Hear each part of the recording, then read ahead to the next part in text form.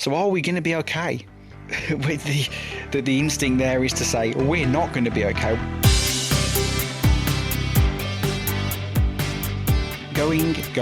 Gone. Manchester United have been very busy in the transfer window over the past several days. Facundo Pellistri has moved to Panathinaikos for approximately €6 million with €2 million in add-ons. I believe there's, from the reports in the media, a 45% sell-on clause and a buyback clause also valid for 3 years.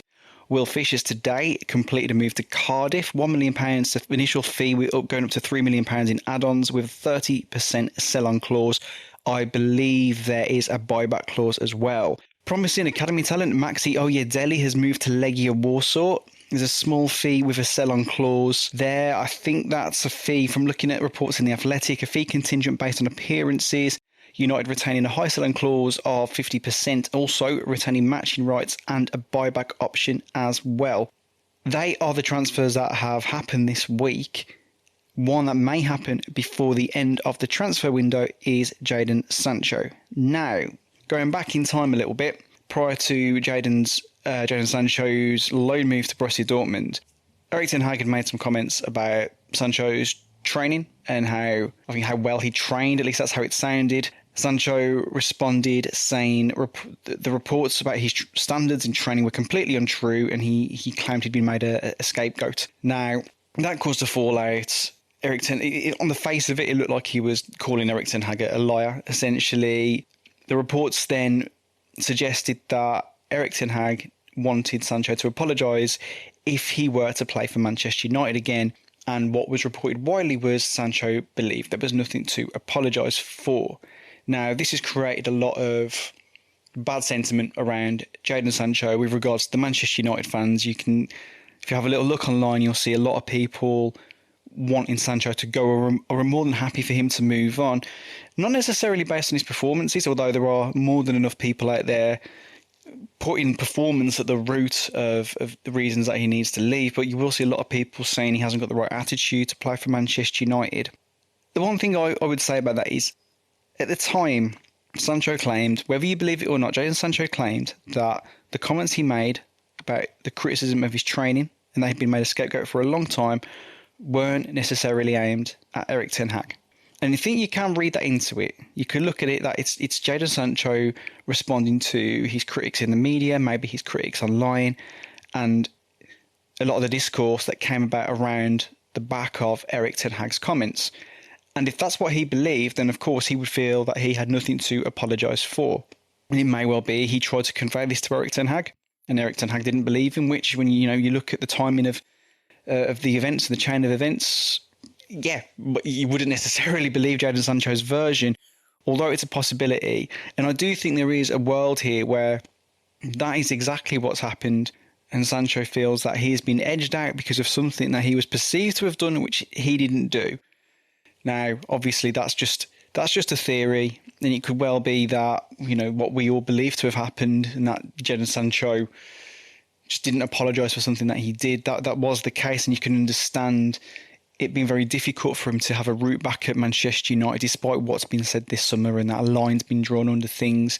I think what we can see is that he didn't play in the opening game of the season, and an ear infection was given as the reason for that. And apparently Sancho wasn't fit enough or ready enough to start. He could have potentially played if we needed him to, but Erik had people who trained all week and were fit and ready to play. It felt a little bit like a smokescreen, to be honest. We'll see if he is selected in the squad to play against Brighton tomorrow.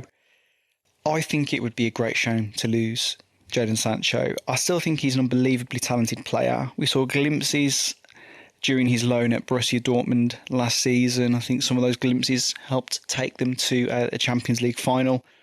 Yes, he hasn't fulfilled his potential, but you look at him, and maybe the stats don't back this up. I feel that he could have, given a run of games in the team in one particular position, we may have got to see more out of him. And I think this happens to a lot of players, that they'll be in and out of the team. Some games you'll see moments of what they can do. Sometimes little injuries obviously can disrupt that as well, but we don't get to see a run. And I think this can equally apply to Facundo Pellistri too, where it's widely seen that he's not fulfilled his potential at Manchester United, which he obviously hasn't. And I have seen comments suggest that he was given some generous starts and that he didn't make the most of them. Maybe his greater impact was off the bench. I don't think there was a proper run, though, where Pellistri got to go, okay, I'm going to play in this particular position. I'm going to start to build some relationships with a few players and I'll show you what I can do. Now, at the top end of football, maybe it's too cutthroat to allow that to happen. It's either you either shine or you don't when you get your chance in the first team, and you need to make sure you do. But when you are working with younger players, that's not necessarily always the case. And sometimes you can lose out on some very good players, a la Kevin De Bruyne at Chelsea not working out, only to find out that actually, given the right time and environment to shine, you could have a potentially top quality player on your hands given the opportunity. Now, we already know Jadon Sancho is a top quality player. And I personally don't think he's been given the chance to really show his true ability at Manchester United on a consistent basis. That being said, we're at a point in the window where if we can get some money in now for a player who's not going to play very often, or if it's a case of a loan with an obligation to buy and we can guarantee some money coming in next season, then we can make our own moves in the window as well. Moving on to incomings off the back of that, so we'll come back to Jadon Sancho in a second. United have brought in Sekou Kone from Guiders FC. Very exciting signing by all accounts. If you look at the hype around a young player from before he moved to Manchester United, there was a lot of talk out there among people who sort of keep an eye on the up-and-coming players around the world of football that this was somebody who was going to get a big move in the coming year or two. And Manchester United are believed to have fought off a lot of competition from top clubs around Europe in particular to bring him in. So that's going to be interesting to see how and if he becomes a key player for Manchester United in the years to come. But he's not one for now. One player for now looks like Manuel Ugarte from Paris Saint-Germain. This one's been bubbling along for several weeks now. Manchester United and PSG still haggling over the fee and the deal structure. It's been reported there's a bit of one-upmanship going on between Jim Ratcliffe and the Qatari owners at PSG due to a lot of the stuff that went on around the Manchester United takeover. Some interesting comments from, I think, Duncan Castle's out there, so go and check those out around that. But it looks like something that is going to happen within the coming days, barring, I guess, a big falling out of the things. I think United's eggs have gone into that basket now. We've seen Sander Berge move to Fulham, so that's one backup option that's completely out of the way. And as we edge closer to the deadline, if something's not worked out soon, I think fallback options are going to be few and far between unless you're compromising too heavily. Other clubs, obviously, will need time to replace that player if they lose a player. Now we know Paris Saint-Germain have already made their big midfielder move this summer already, so they're really looking to shift a player out rather than having to worry about bringing somebody in. So that is looking pretty much nailed on to do, and he looks a very promising player. He's got a great engine. He's going to give us more legs in the middle of the park, great in the tackle, breaking up play, winning the ball, and you'd think that with Casemiro coming towards the end of his time at Manchester United, it looks very unlikely he'll leave this summer. Very possibly next summer. We need somebody who's already at the club to take over for him, rather than being in a position again the end of next season where we're trying to replace him. If anything, next season we should be looking for somebody to complement Ugarte and Kobbie Mainoo and to sort of strengthen that pool. Maybe some of the younger players will have worked their way into the squad and become a prominent member this season, just as Kobbie Mainoo did last season. After Ugarte, will there be anyone else? Now, coming back to Jadon Sancho, leaving Manchester United potentially, it could leave a gap for an attacker to come in. And I've said this in a previous podcast too, I think we still need a striker. Now, if Sancho goes out, I think we're reasonably well covered in the wide areas. So for me, my argument is this. Yes, we've got Rasmus Højlund and Joshua Zirkzee.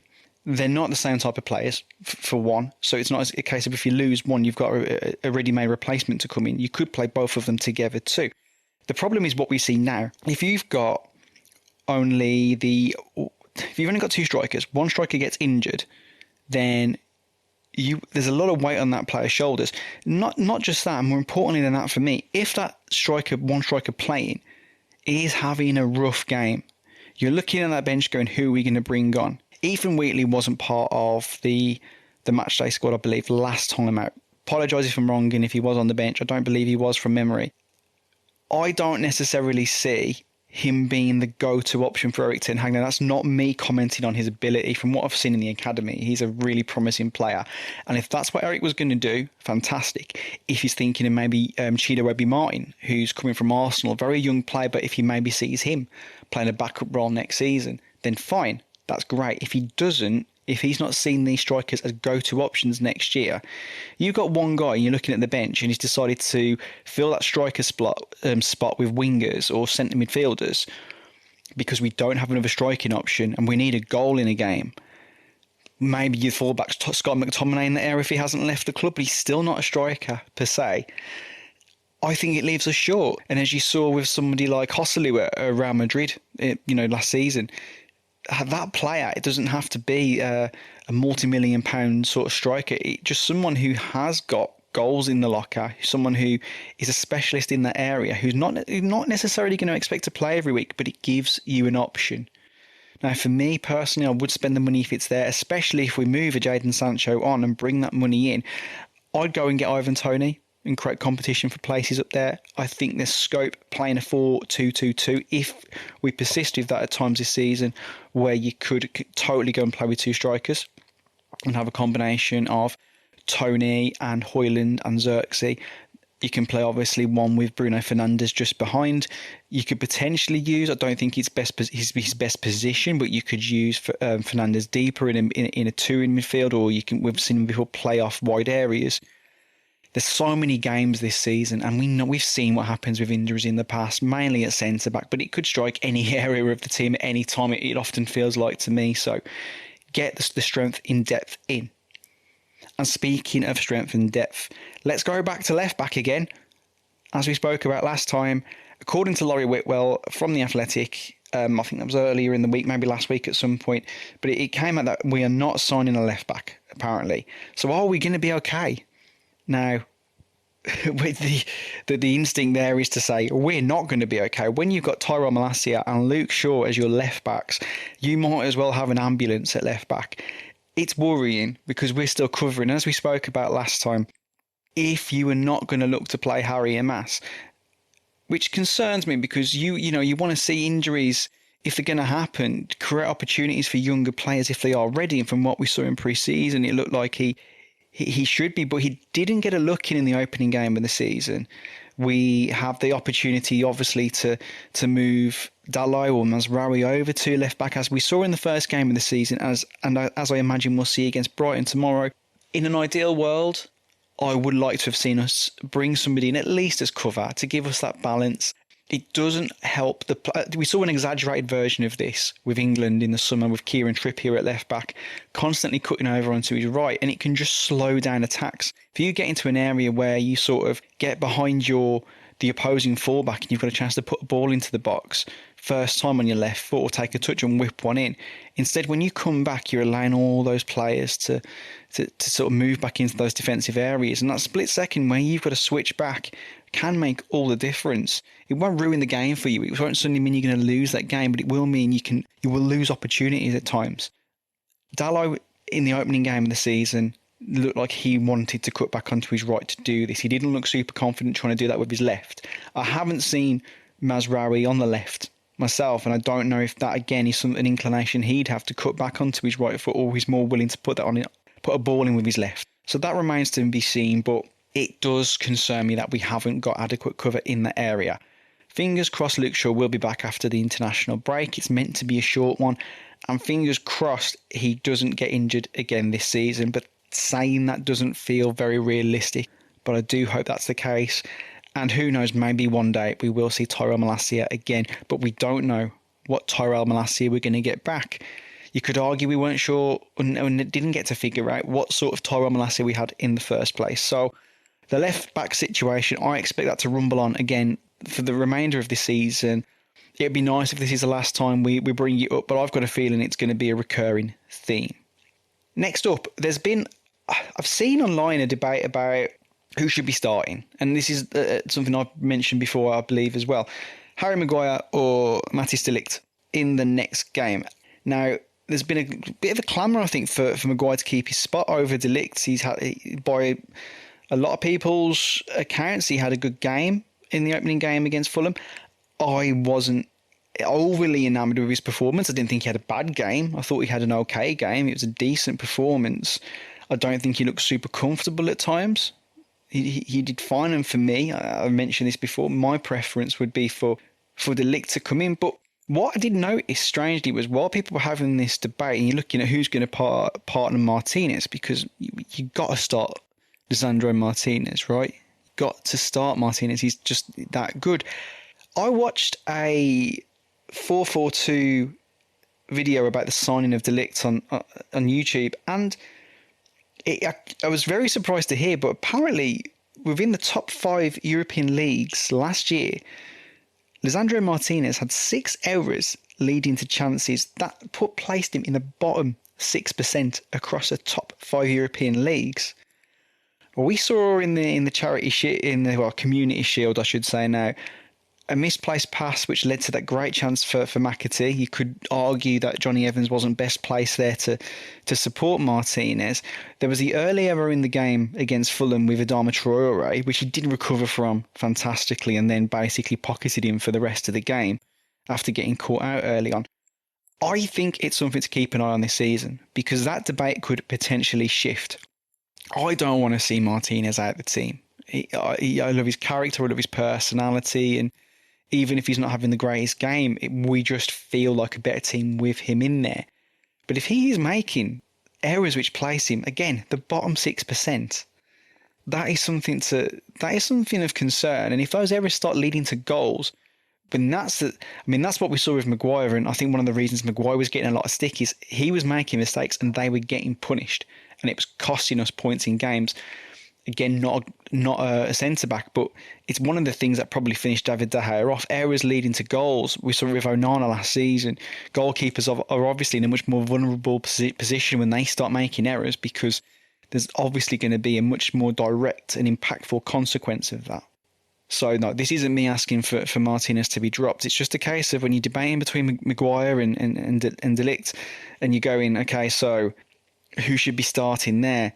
It might be worth casting a glance to their centre-back partner and just going, is he justifying his place in the first team? It's just a question that I'm posing. As I said, I don't want Martinez out of the team. He's got to play for me. But something to keep an eye on this season. Brighton, tomorrow morning. What do we want to see tomorrow? What should we be building on from the first game of the season? I want to see more dominance. I want to see a dominant display. I don't think we're going to get that. I think it's too early in the season for us to have reasonably gelled with all the players coming back from international duty, the new signings that are going to be involved, to still finding their feet at the moment. Brighton themselves getting a fantastic result first game of the season. It's a lot to ask, but it is what I'm asking for. I want to see us really take the game to Brighton. Our possession figures were better in the opening game. I don't like us being purely a reactive transitional team. I don't get that. I don't understand that. We've got players who are fantastic on the ball. I love seeing a Manchester United counter-attack. It's one of the best things in the world to see, but it's not all I want to see. If we ever get pinned back, yes, can we get straight over the other end and score a goal? But for the majority of the game, I want to see us dictating play, especially against teams, traditionally, we believe we should be doing that against. So tomorrow I want to see that midfield in control. I want to see us dictating play. I don't want to see reckless and rash behaviour. As we saw towards the end of the Fulham game, things did get a little bit more basketball-like again. I accept that there could be a chunk of the game where that happens, but please try and keep it to a minimum. At this stage, I will be happy with the 3 points, whichever way it comes. But after last season and after the running, which I'll say the running wasn't too bad, but after the running where it looked for all the world that Erik ten Hag was going to lose his job at Manchester United, the performances have got to come this season. I think scraping over the line with 1-0 victories isn't going to do the job for a long time. We'll take it again tomorrow. If we can come away with the 3 points, that's great, but that isn't going to last long. Ideally, we will see a performance tomorrow. I will catch up with you all after tomorrow's game. We'll be back again next week reflecting on the game against Brighton tomorrow with another Manchester United focused cast, and there will also be another Off Your Soccer cast coming up some point next week.